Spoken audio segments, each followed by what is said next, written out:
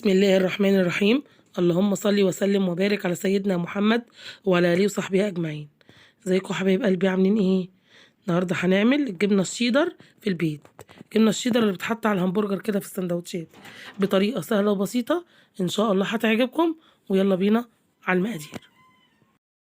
معلقتين دقيق ذرة اصفر، مكعبين زبده، نص كوبايه جبنه شيدر، ونص كوبايه جبنه موتزاريلا، وكوبايه ميه، ومعايا كيس حراري الكبير اللي هو اللارج الكبير. يلا نسمي الله ونحضر الأكلة بتاعتنا. معايا طاسة سخنة على النار، أنزل بيها بالزبدة لحد ما تسيح معايا. دول معلقتين دقيق ذرة أصفر عشان الأكلة بتاعتنا تطلع لونها أصفر. الجبنة بتاعتنا يدوبك تقلبيها كده في النار لحد ما يطلع ريحته زي كأنك بتعملي بشاميل بالشكل تطلع ريحته كده بس اهو.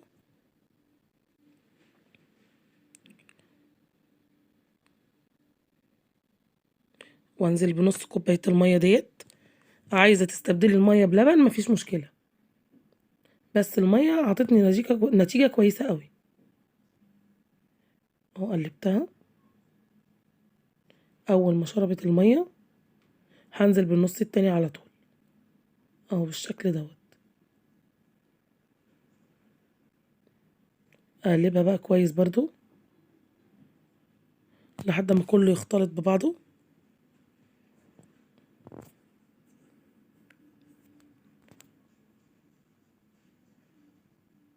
انا معاكم خطوة بخطوة، مش هجري الفيديو ولا هسرعه.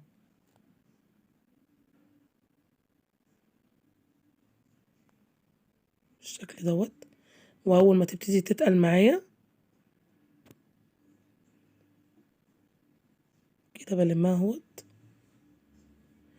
هي تقلت معايا كده، انزل بالجبنة.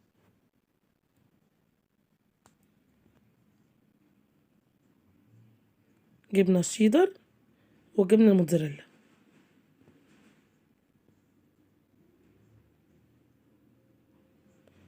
اقلبهم بقى، هيبتدوا بقى يسيحوا مع الخليط اهو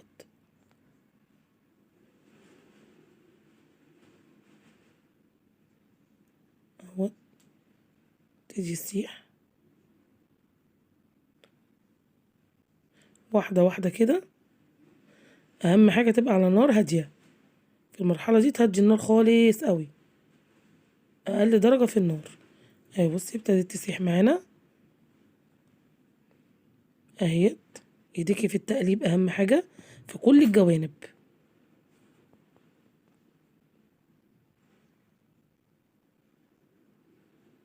اهوت بالشكل انزل بربع معلقة ملح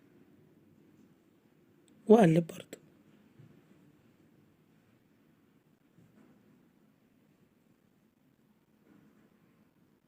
بصي ابتدت تسيح، فككيها كده متخليهاش تلزق معاكي. هنا بقى طفيت النار ومعايا كبة او خلاط، انزل بالخليط كله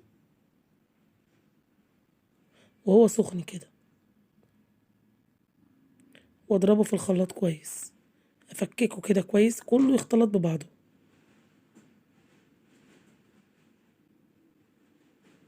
اهوت زي ما انتوا شايفين كده.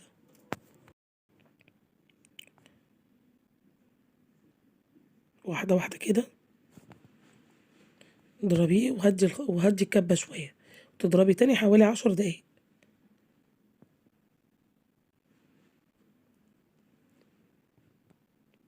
انا بوريكم خطوة بخطوة عشان تعرفوا الطريقة بالظبط ازاي.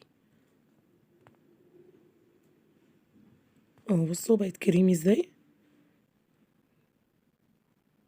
اهي. هنا بقى شيل السكينة وابتدي بقى الم الخليط واحطه في الكيس الحراري. فضي الخليط كله في الكيس الحراري. الكيس يكون مقاس كبير يا جماعة، ما تفضوش في كيس تلاجة عشان ما يسحش منكم. اهو كده ساوي الكيس بالشكل دوت. ونبتدي بقى ايه، نبطط العجينة اللي معانا الجبنة ونفردها بالراحة كده، واحدة واحدة هيتفرد معاكي.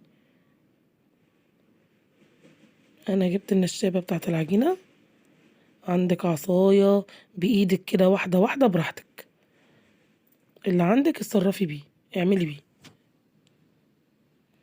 هيتفرد معانا واحدة واحدة اهو.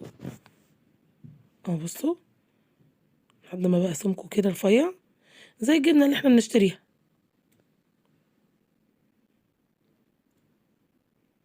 فرجيها كويس بس اهم حاجة وسويها، هو بس يطلع من الحروف خالص.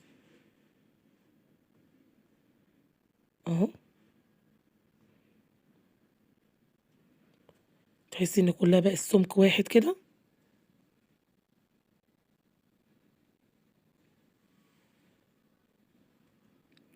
نقسم بقى العجينة معانا بالسكينة.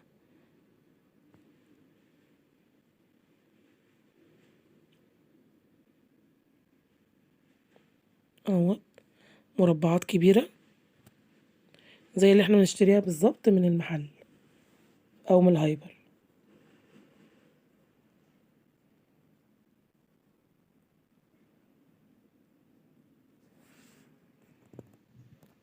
حاولي على قد ما تقدري تسويها بالشكل دوت. هحطها بقى في الفريزر حوالي نص ساعة ونرجع. هنا اهي بعد نص ساعة، نص ساعة في الفريزر حطيتها. هوريكوا اهوت.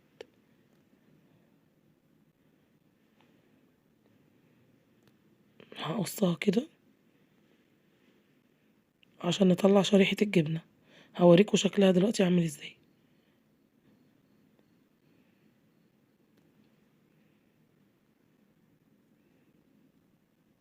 فتحتها برضو، هي كانت عايزة تقعد تاني في الفريزر بس بقت كويسة ومفيهاش اي حاجة. اهي بصوا اهي متماسكة. عايزة ترفعي عن كده رفعي سمكها، بس هو السمك ده مناسب. واحدة تانية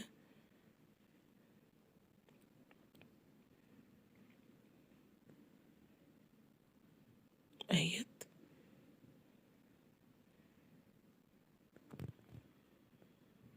ايه رأيكم بقى فيها جبنة ولا مش جبنة؟ بصوا شكلها.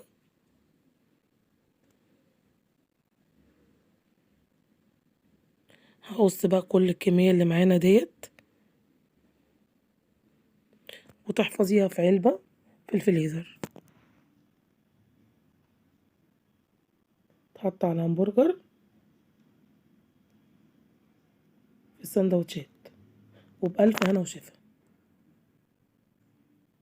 احتفظي بيها ده كده زي ما هي كده بالكيس اهي. ايه رأيكم بقى؟ حطي اللايك بقى. بس شكلها وطلعت لنا كمية كبيرة، عملت حوالي كيلو الا ربع من الجبنة. وده الشكل النهائي بتاع الجبنة بتاعتنا. يا رب يكون عجبكم. لو عجبتكم الوصفة بتاعتي يا ريت تجربوها. ما تنسوش بقى تشتركوا في القناة وتحطوا اللايك وتفعلوا الجرس عشان يوصل لكم مني كل جديد في أسرار الطبخ مع أم ربيع. والسلام عليكم ورحمة الله وبركاته.